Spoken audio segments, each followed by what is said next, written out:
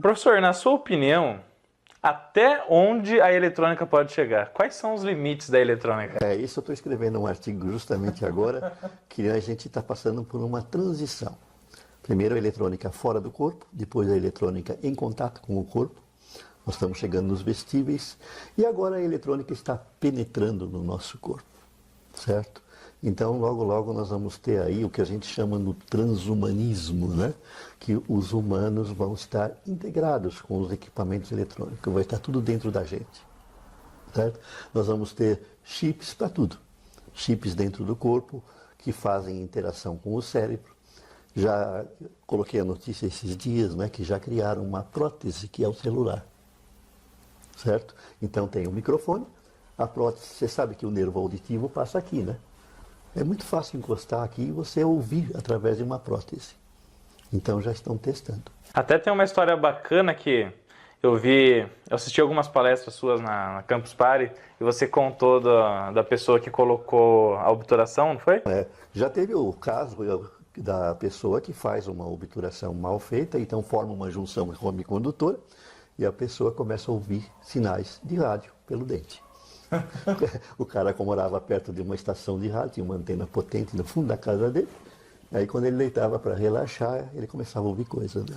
Começava a ouvir a programação da rádio. O cara pensou que estava louco, né? Mas foi verdade isso e mais de uma vez. Os japoneses estão tentando criar um celular que embute no dente, né? O problema é a bateria, como é que faz para recarregar?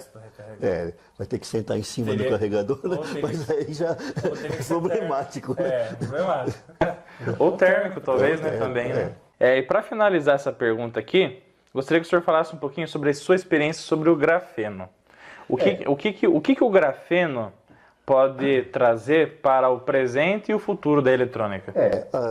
A nanotecnologia ela está avançando rumos não só novos materiais, mas também a novas tecnologias que podem levar aquilo justamente que eu falei, que a eletrônica passar o ser vivo começar a se aproximar do silício.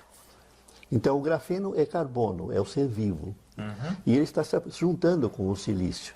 Então nós vamos ter aí fenômenos e produtos eletrônicos baseados em grafeno, em que as leis de funcionamento dele, as leis físicas, não são mais da física convencional, mas da física quântica.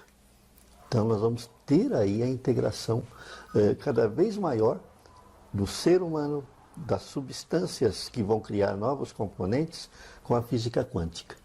Logo, logo o engenheiro eletrônico vai ter que ser um físico quântico. Bom, professor, nós temos uma pergunta especial aqui do integrante do canal Eletrônica Fácil, que é o José Andrade, que aqui está, né? E a pergunta dele é a seguinte, ó. Qual é a grande vantagem que a válvula eletrônica possui em relação aos transistores nos sistemas amplificadores de áudio, entre outros? Eu tenho um artigo no meu site que fala válvula, transistor, FET, qual que é o melhor para o som? O transistor, ele tem aquilo que a gente chama do ponto de crossover, que ele começa a conduzir com 0,6 volts. Então, quando você aplica um sinal para ele amplificar, ele não começa a amplificar de imediato, isso causa uma distorção, certo? Ela é muito pequena, isso com tecnologias de saída complementar, saída em amplificadores classe D, classe H, você consegue cortar isso, mas sempre fica um pouquinho. E a válvula não tem esse problema. E o FET também não tem. O transistor de efeito de campo também não tem. Então, o problema do transistor bipolar é essa distorção. O FET, o MOSFET de potência, ele não tem esse problema, né? Mas ele tem algumas diferençazinhas em relação à válvula que dá um comparativo, você nota, tem pessoas de ouvido muito sensível que preferem a válvula. Existe até uma tendência, existe um clube, vamos dizer, de adeptos do som de válvula, que só usam amplificadores valvulados. E tanto que, por isso, algumas fábricas de válvulas ainda sobrevivem, né? Na Inglaterra, existe até uma empresa que ela tem um amplificador fantástico. As válvulas, elas têm o que a gente chama de problema da emissão secundária. Quando o elétron bate na placa dela, ele rebate.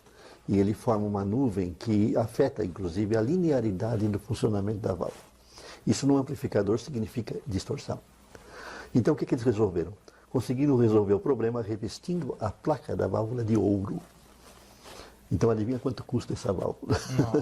Então, existe, por exemplo, um amplificador valvulado na Inglaterra que custa simplesmente 20 mil libras. Um amplificadorzinho pequenininho, 10 watts.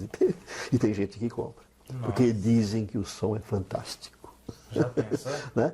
E, então, essa é uma das coisas que ainda rola no nosso mundo de alta tecnologia, que são os adeptos da antiga tecnologia que ainda em alguns pontos, segundo eles, não foi superada.